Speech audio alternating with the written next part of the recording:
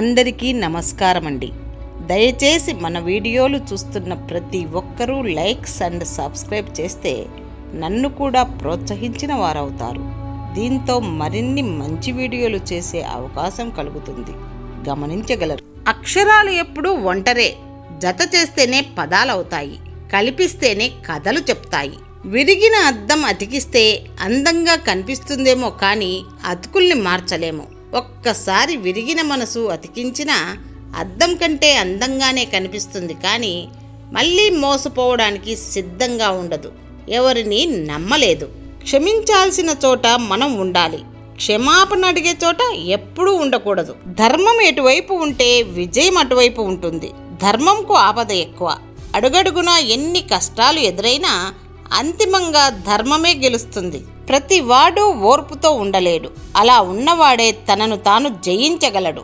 సొంత లోపాన్ని పట్టించుకోకుండా ఇతరులను ఎత్తి చూపడంలోనే మనం ఆనందం పొందుతాం. అందుకే ఇంత అశాంతి. మాట్లాడలేనివాడు, తనని మించి ఎదగలేనివాడు ఎగతాళి మాత్రమే చేయగలడు. ఓ ధనవంతుణ్ణి చూసినప్పుడు మనం కూడా ఆ స్థాయికి ఎదగాలని అనుకుంటాం, కానీ ఓ జ్ఞానవంతుణ్ణి చూసినప్పుడు మాత్రం మనం కూడా ఆ స్థాయికి ఎదగాలని మాత్రం అనుకోం కదా. ఒక మనిషిని ఇంకో మనిషికి దూరం చేసేది కోపం, అసూయ, ద్వేషం కంటే ప్రధానమైనది నిర్లక్ష్యం. దీనివల్ల చాలా బంధాలు దూరం అవుతాయి. నిన్ను భారం అనుకునే బంధాలతో బలవంతంగా జీవించే కంటే వాటికి దూరమై ఒంటరిగా బ్రతకడం మేలు. చిన్నతనంలో ఏదైనా రాయాలి అంటే పెన్సిల్ యూజ్ చేస్తాం, కానీ పెద్దయ్యాక పెన్ను యూజ్ చేస్తాం. ఎందుకంటే చిన్నతనంలో చేసే తప్పులను చెరిపేయగలం, కానీ పెద్దయ్యాక చేసే తప్పులను ఎప్పటికీ చెరపలేం. సీత గీత దాటితే రావణుడు అపహరించలేదు. సీత ఒక బిచ్చగాడికి విలువనిచ్చి అపహరణకు గురైంది. ఒక వ్యక్తి గురించి కథలు వినాలి అనుకుంటే పక్క వాళ్ళతో మాట్లాడండి. నిజాలు తెలుసుకోవాలంటే ఆ వ్యక్తితోనే మాట్లాడండి.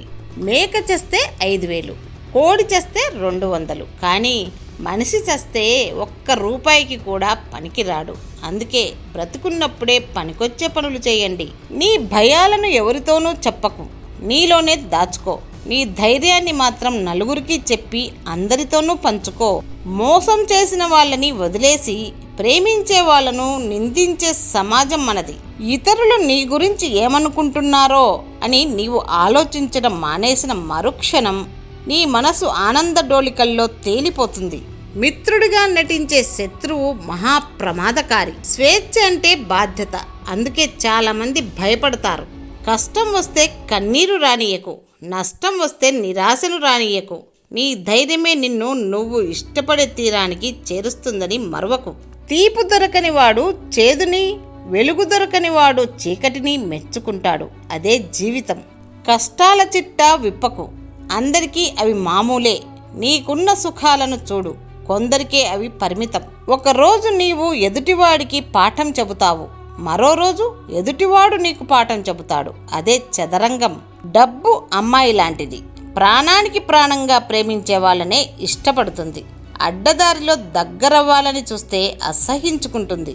గొప్పగా బ్రతకాలంటే జేబు నిండా డబ్బులు ఉండవలసిన అవసరం లేదు, మనసు నిండా మంచితనం ఉంటే చాలు. అదే గొప్ప స్థానంలో నిలబెడుతుంది.